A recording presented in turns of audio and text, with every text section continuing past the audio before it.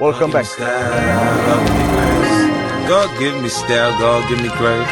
God put a smile on my face. God put the smile on my face. God make me shine like the sun. God make me shine like the sun. Sometimes I feel like I'm the one. Sometimes I feel like It I'm ain't the my one. fault. I just reach for style. I'm hot, I breaks it down. It ain't my fault. You can't break it down the way I break it down.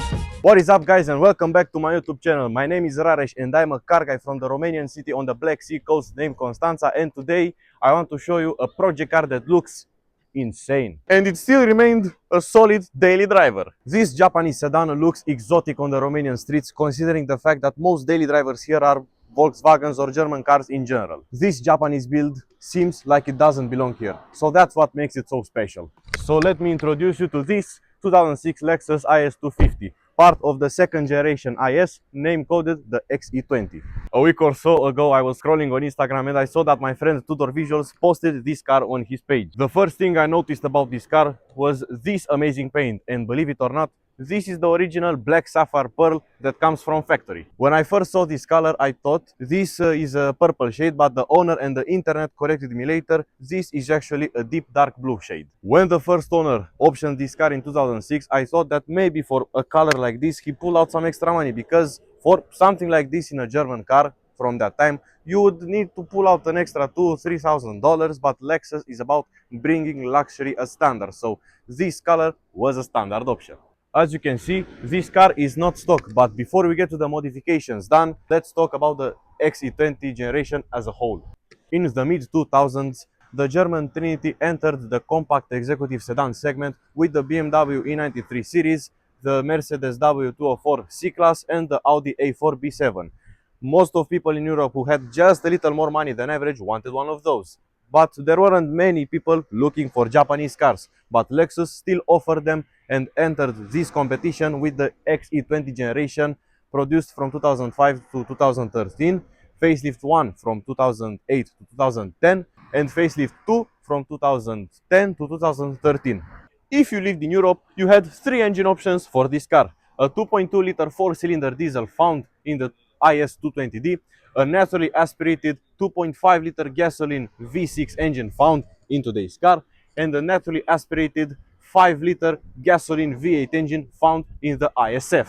And if you lived in America or Japan, you could also option this car with a 3.5-liter naturally aspirated V6 gasoline engine. Let's say you live in Europe, you have just a little bit more money than the average person, and you want something different, a Lexus, but you don't want to go through the headache of imports. The IS220D seems too cheap and unrefined in comparison with the other engines available. The ISF was a performance car meant to compete with the BMW M3, the Mercedes C63 AMG and the Audi RS4 of that time. But you don't have that much money for this car, so you settle for the last option remaining, the IS250 with the 2.5-liter V6 engine. And fun fact, the IS250 was the only gasoline-powered XE20 that could be optioned with a manual, which is a unicorn in the Lexus world. Our automatic Lexus IS250 is equipped with the 4GR FSE V6 engine, which makes it a very reliable and refined daily driver. Japanese cars are made to last very long, and this V6 is no exception. With just basic routine maintenance, this engine can get up to a life expectancy of minimum 300,000 kilometers and can reach up to 500,000 kilometers relatively easily. But the only somewhat serious problem of this engine would be the direct injection, which I covered in the previous video, minute 150, link in the description if you are interested. But in short, the problem with this direct injection is that sometimes you would need to take this intake manifold out and clean it up, because carbon buildup can appear. Actually, this car has 300,000 kilometers and the owner reported no problems at all, and he owns the car for over a year. According to the Autodata website, this engine can get a mixed fuel consumption of around 9.1 liters per 100 kilometers. With this engine, you don't really save money at the pump, but you get to enjoy the bulletproof reliability and the 6-cylinder symphony. so your cortisol levels are kept as low as possible. And now let's get to the modifications done to this car. They are purely cosmetic. Nothing was done to the engine or the exhaust. Let's get to the exterior. The first thing you can see is this awesome black sapphire pearl paint. What the fuck? You have this chrome grille and this chrome around the windows. This car is equipped with aftermarket Tyne Flex Z adjustable coilovers. This car also received 2.5 centimeters rear spacers and those very beautiful 5-spoked 18-inch OZ Racing Canyon style rims. And in the near future, the owner also plans to install a limited slip differential from the Toyota GT86 on the rear axle. And it's actually very easy to do this procedure because it's plug and play.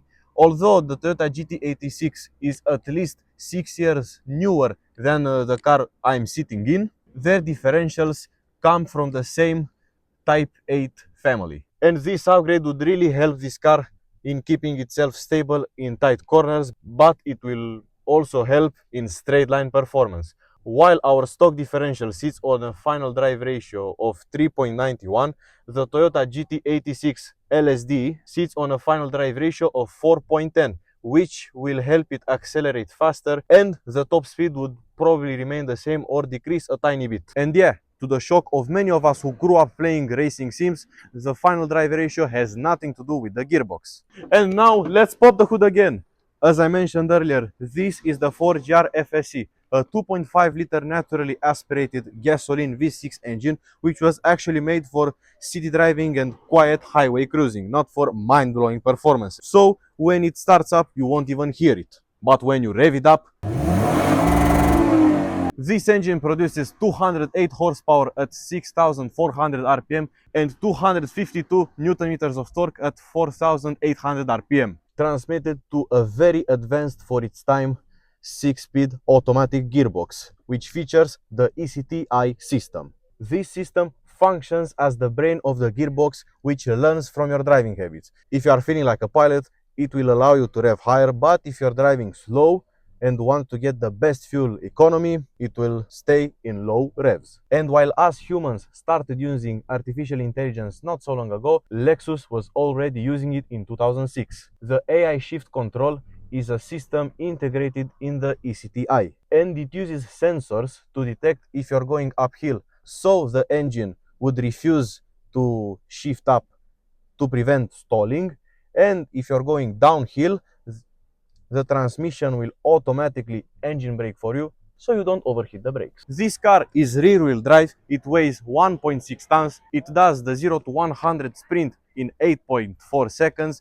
and it reaches a top speed of 225 kilometers an hour. But if you got the 6-speed manual gearbox instead, you would lose out on this very intelligent ECTi system, but this time you would do the 0 to 100 sprint in 8.1 seconds and would reach a top speed of 230 kilometers an hour. And you would also own one of the unicorns in the Lexus world, produced in only 3,421 units worldwide. The automatic Lexus IS250, such as this one, was produced in hundreds of thousands of units worldwide as a high volume model, but it received a unique personality and I like it really much. The Lexus IS XE20 uses the Elfiness design language, which combines leading edge technology for its time with artistic refinement, meaning this car looks like it was released 10 years ago, but in reality this IS250 will celebrate its 20-year anniversary This year. If this wasn't already enough, the owner decided to install Vland LED headlights so this car would look more modern than it already does, and also Vland LED taillights. And now let's get to the interior. This car comes standard with smart access, keyless entry and start, and this car is actually fully optioned, but it doesn't have a sunroof. This means that in addition to standard LED lighting all around the interior, including this Lexus logo, and also the standard electric seats, memories for the seat, it has a shade on the rear window, an electric steering wheel that adjusts when you get in,